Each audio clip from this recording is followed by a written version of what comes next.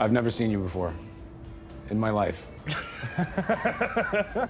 Welcome back to Q Dads, I'm Ste, and episode 2 of Dark Matter has only gone and fully explained what's going on, and for me, this makes the series worth watching. Plus, we actually got something right about the series after only one episode. There were a few nice details in the episode too, and a completely unexpected ending that we did not see coming. Of course, don't forget to subscribe as we keep you covered with all things Dark Matter. Right, let's dive in. Episode 2 starts where episode 1 left us, with Jason running for his life from the organisation Velocity.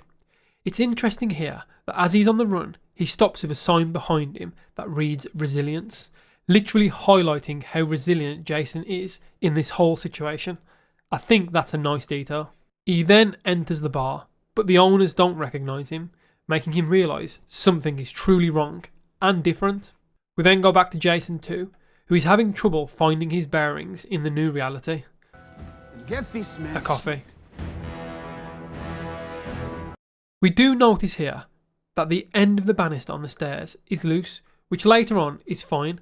This gives us key details between the two that are different. This differs from previous shows where only a few things changed.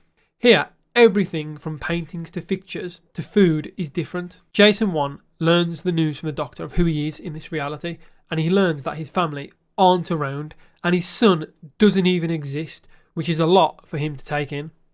The doctor does also mention a mysterious chemical inside his body. This has yet to be revealed or hinted at. Jason 2 gives a speech at the university about Rudolf Clausius, who is a German physician and mathematician who is known for formulating the second law of thermodynamics. Leighton and Amanda are looking for Jason 1, who in turn is looking for Daniela at the art show.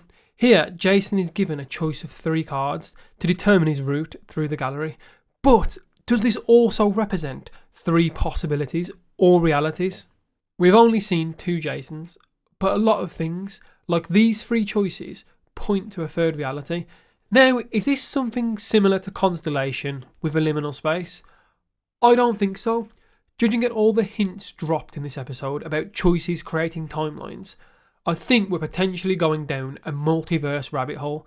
At one point, all of the cuts by the producers had me questioning if we were seeing 3 different Jasons. We also see Ryan, but a bit chubbier, and he has a different personality due to him not winning the Pavia Award in this reality. And it also turns out that he helped Jason with the creation of Velocity. Again, mentioning some formulas given to Jason, mirroring how Jason helped Ryan in the other universe. One of the interesting things here is that every time we switch reality, we hear a chiming sound indicating the switch. I asked though, is this a sound from a 3rd reality? And I know I'm probably stretching, but it sounds like a dripping sound to me. Maybe a leak of some sort? Maybe a leak in some kind of warehouse? You can see where I'm going. Just a hunch at the moment, but still a nice detail. At this point, as we switch realities, I also ask myself, what is Jason 2's plan? I ask this as he has left his own reality, but now seems to be making a better impression on Daniela and more of an effort with Charlie than Jason 1 did, and also at the university. Why would he make an effort to improve another version of himself? What does he gain? And also, what does he know later on in the episode as he is rude to Ryan? Why? Why is he trying to prevent, I presume, the creation of the ability to switch realities through superposition? More on this at the end. Jason 1 tells the story to Danielle and Ryan about how his wife and son and how everything is different in his other life. This conversation also stems around an infinite number of possibilities, all made by the choices we make. Again, touching more on this at the end. This show, like other Apple series, gives us one of the greatest lines ever.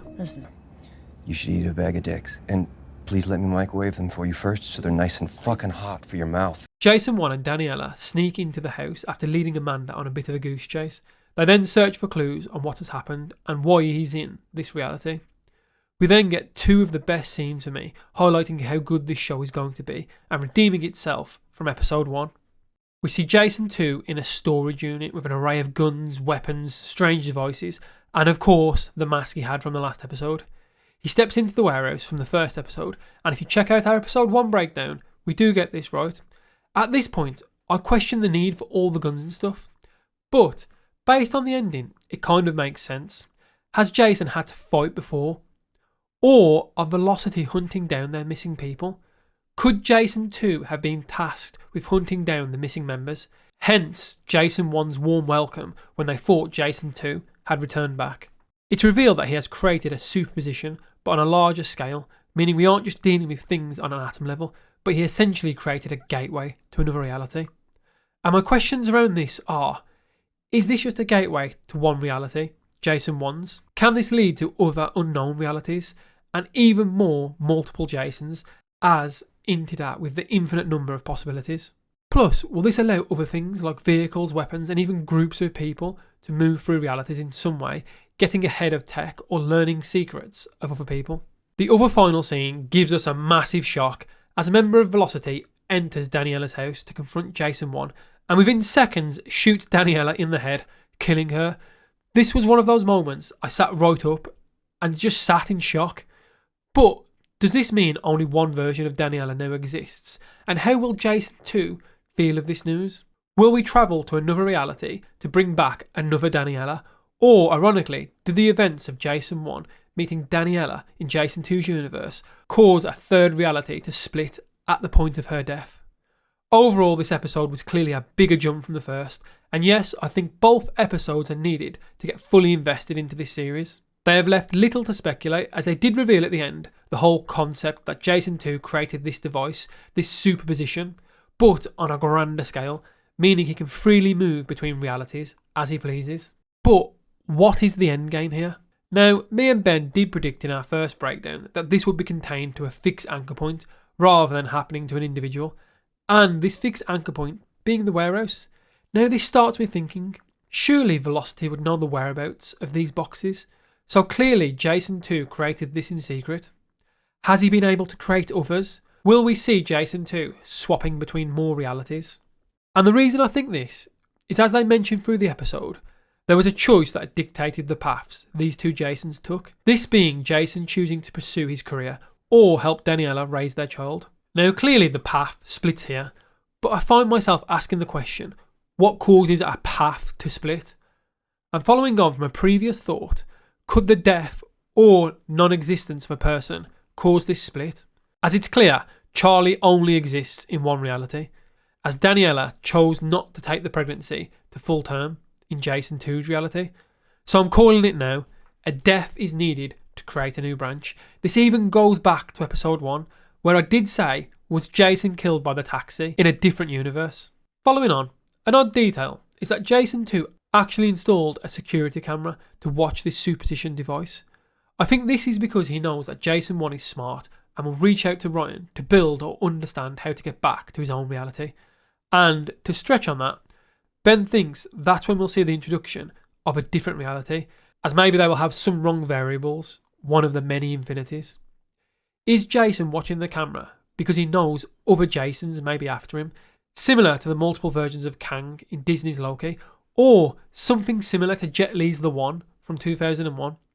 And in an even crazier theory that Ben is clutching at, is this like Inception, where we'll see both Jasons enter the superposition and keep going through multiple layers of reality? Too far-fetched probably, but Ben does like a proper mad theory. I also ask about the time involvement. As we discussed in the previous episode, Jason 2's reality seems to be at least 15 months ahead. Is this actually the case, or has Jason 2 been missing for 15 months and we're dealing with the same time? We are currently on watch and phone spotting for dates, so keep your eyes peeled to help us work out if time displacement is involved. Right guys, let us know your thoughts on episode 2. I can clearly see why Apple chose to drop 2 episodes at once. This has really made me want to watch the whole series and find out how it all plays out. That ending, I fully did not expect. Brilliant. So, my questions to you. Do you think we'll see more realities? And what do you think Velocity's endgame is? We'll obviously be covering the rest of the series, so like and subscribe and hit that notification bell so you are notified when our next breakdown drops. And as always, we'll catch you next time with something new.